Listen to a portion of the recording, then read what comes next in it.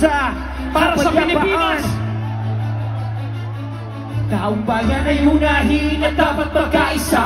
Ayusin ang mga problema ng ating bansa. Ang galit ay alisin at dapat magkasundo. Payapa ang ating bansa, aasenso at taong bayan ay unahin at dapat magkaisa. Tigil ang pagkaaway at ang pagkakagulo. Ang galit ay alisin at dapat magkasundo. Payapa ang ating bansa, aasenso nga tayo. Ang kahirapan sa bansa ay lumulog haba. Kailangan harapin ang maraming nating problema. Maraming nagugutom sa Maynila at probinsya. Maraming trabahan na hindi sapat ang kinikita. Pagbilang hindi sapat ang pagkain sa mesa. Kapag sila'y nagkasakit, wala rin pa pa-hospital. Sa buhay ang hinampas sa matinding kalamidad. At tumataas ang antas ng kriminalidad. Hindi mabuting panoorin na puro na lang kampihan. Kaliwat ka ng batikos, kabi-kabilang alitan. At dapat asikaso